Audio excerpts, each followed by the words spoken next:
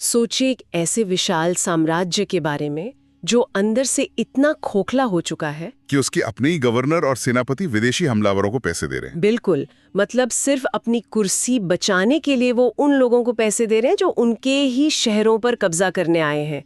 ये सुनकर लगता है जैसे किसी डिस्टोपियन नॉवेल या किसी आधुनिक पॉलिटिकल थ्रिलर की कहानी हो। हाँ, लेकिन ये कोई कहानी नहीं है।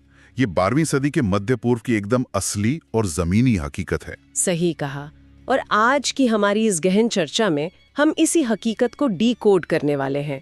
हमारे पास स्रोत के रूप में मिफ्ता इंस्टीट्यूट का एक बहुत ही विस्तृत लेख है। इसका शीर्षक है सलाहुद्दीन अल अयूबी, द ग्रेट लिबरेटर।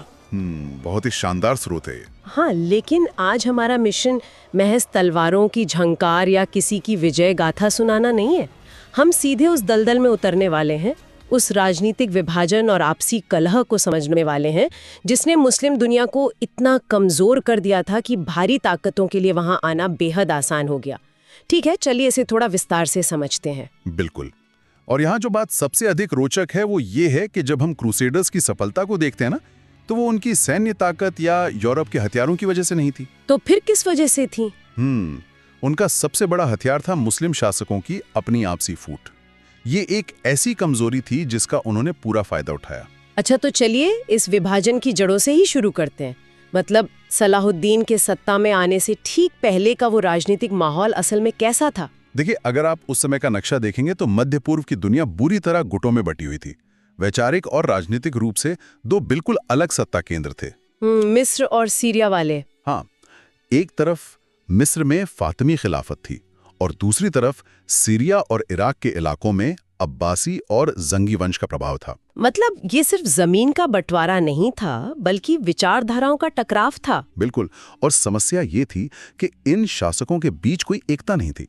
ये लोग बाहरी क्रूसेडर से ज्यादा एक दूसरे को अपना दुश्मन मानते थे। और इसका सबसे भयानक उदाहरण हमें इसी लेख में मिलता है, शावर इब्न मुजेर असादी की कहानी। अरे हाँ, शावर की कहानी तो इस पूरी राजनीतिक सड़ान का एकदम सटीक उदाहरण है। मतलब सोचिए, ये आदमी पश्चिमी मिस्र का गवर्नर था।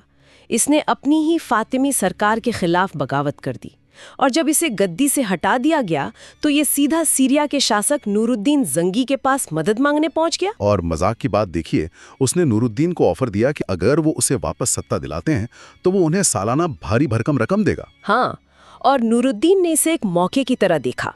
उन्होंने अपने सबसे बेहतरीन सेनापति असद अल दीन शिरकू और उनके भतीजे को मिस्र भेजा। और वो भतीजा कोई और नहीं बल्कि युवा सलाहुद्दीन ही था। बिल्कुल। तो वो लोग जाते हैं, शावर को वापस गद्दी पर बिठाते हैं और फिर शावर क्या करता है? वो इतिहास का सबसे बड़ा धोखा देता है। हाँ, वो ना सिर्फ नूरुद्दीन के लोगों से मुकर जाता है बल्कि वो यरूशलेम के क्रूसेडर किंग अमालिक के साथ गुप्त समझौता कर लेता है। मतलब ये तो बिल्कुल शतरंज के उस खेल की तरह हो गया जहां मोहरे अपने ही राजा को हराने के लिए विरोधी टीम को पैसे दे रहे हो। शतरंज वाली ये तुलना एकदम सटीक है। और हैरान करने वाली बात यह है कि कुछ और फातिमी जनरलों ने भी किंग अमालिक का सीधा समर्थन किया था। सच में? मतलब अपनों को हराने के लिए क्रूसेडर्स को बुला लिया? हाँ, और क्रूसेडर्स ने इसी आंतरिक कला का फायदा उठाकर लगभग 40 साल पहले, यानी सलाहुद्दीन के जन्म से भी पहले 1099 ईस्वी में यरूशलेम पर कब्जा किया था। ये वाकई बहुत ही निराशाजनक स्थिति थी। लेकिन इसी बीच से वो किरदार सामने आता है जिस पर हमारा ये स्रोत केंद्रित है, सलाहुद्दीन। लेकिन यहाँ मुझे लेख के एक बात पर थोड़ा संदेह हुआ। क्या बात?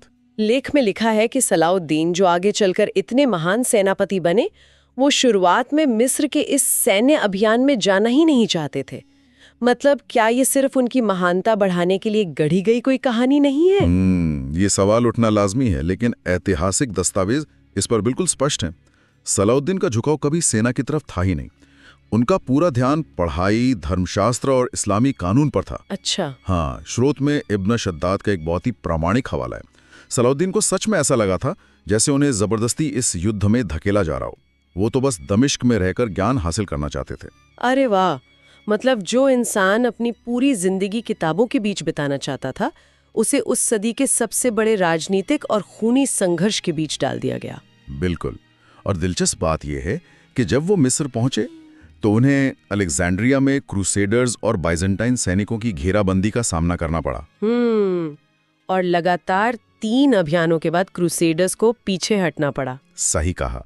और फिर घटनाओं ने ऐसी करवट ली कि शिरकुह की मृत्यु के बाद सलाहुद्दीन फातिमी खिलाफत के वजीर बन गए। एक अनिच्छुक छात्र से सीधे मिस्र का वजीर। और इब्न शद्दाद लिखते हैं कि सत्ता मिलते ही सलाहुद्दीन पूरी तरह से बदल गए। उन्होंने सांसारिक सुखों और विलासिता को त्याग दिया। हाँ, और उन्होंने बहुत ही समझदारी से फातिमी खलीफा की मृत्यु के बाद बिना खून खराबे के मिस्र को वापस अब्बासी खिलाफत में जोड़ दिया। मुझे तो लगता है कि ये सांसारिक सुखों से ये जो मोहभंग था ना, यही उनकी सबसे बड़ी राजनीतिक ताकत बन गया। मैं पूरी तरह सहमत हूँ। उन्होंने मिस्र और सीरिया के बीच दशकों पुराने फासले को खत्म कर दिया। लेकिन असल परीक्षा तो अभी बाकी थी। आप नूरुद्दीन जंगी की मृत्यु की बात कर रहे हैं ना? हाँ, 1173 ईस्वी में जब नूरुद्दीन की